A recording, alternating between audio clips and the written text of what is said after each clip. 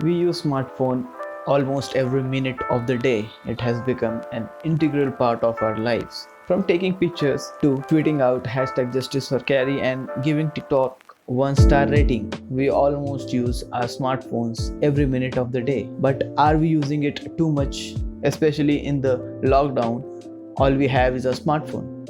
Well, let's find out in this video. Hey guys, I am Animesh. You're watching Everything Techie and let's get right into it. In this video, I'll be talking about the digital well-being tools which are inbuilt or integrated into Android 9 and above. Or if it is not pre-installed on your device, you can also check the link in the description so that you can install it. So digital well-being, as the name suggests, is a tool developed by Android or Google for the users to understand the usage of each app and the number of notifications they get, and there are few modes built into it. So we'll get to that. Starting off with how to open it, go to settings and scroll down till you see the digital well-being app listed there and click on it. When you open the digital well-being app, you will be greeted with this home screen. So there is the pie chart representation of your per app usage, or you can also see the number of unlocks and notifications. You can click on either three of those, the pie chart, the number of unlocks and the number of notification. It will get you to the dashboard, and below that the notification and unlock button, there is also a specific dashboard button, so you can also click on that to get to this page. Now there will be a graph. The list will be in descending order, so the app that has sent you the most number of notifications, that has been opened most number of times, or the app that has used the most time on the screen. And YouTube, Amazon Prime and PUBG Mobile is the three main apps that I use the most on my device. After that, you can also change or add an app timer. App timer will let you take a break or will not let you open the app after the certain time of the day is over. Like if I set this to 30 minutes, it will not let me use the app after 30 minutes in that day. For today, let's say I've used Instagram for 30 minutes, it will not let me reopen it until and unless I disable it and then open it. So that way you will limit, or you can limit, if you have good enough willpower, you will be able to limit your usage to certain apps which are not really productive or useful to you. Now, second thing here, the notifications control.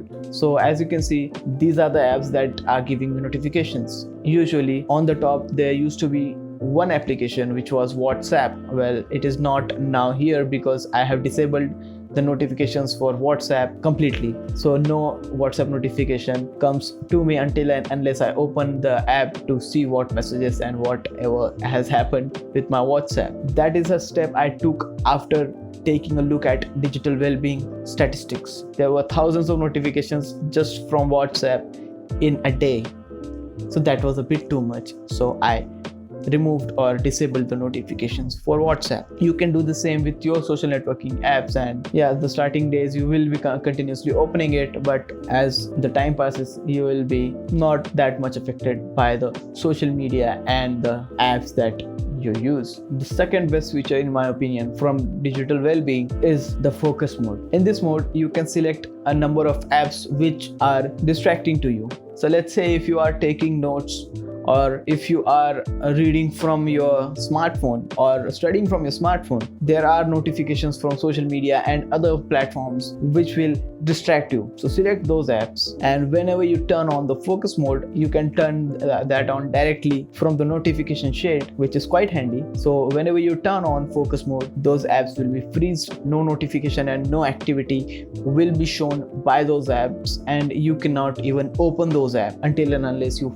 disable the focus mode itself. So that is a quite handy feature for people that study or use their phone for productive tasks. So the third mode is bedtime mode. In this mode you can select from three things of custom time, and the third option is while charging at bedtime. Starting off with the latter, charging while at bedtime is the better of the three modes in my opinion. In this you can set a custom time, the start and end, and in this time if the device is plugged into a charger, you can select do not disturb to be on or the grayscale mode to be on. You'll have to choose that first and then it will perform those actions in the given time frame. And the custom period is also the same. If the time or the clock hits the 10 p.m. or the given, and the custom will also do the same at the given time frame. So this was it. Which was your favorite feature in digital well-being? Well, if you are a parent, you can also use this to limit your kids usage of the phone. So if you want a video on that,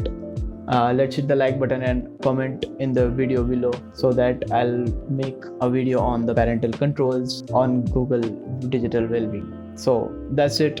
I'll see you guys in the next one. Till then, take care and have a nice day.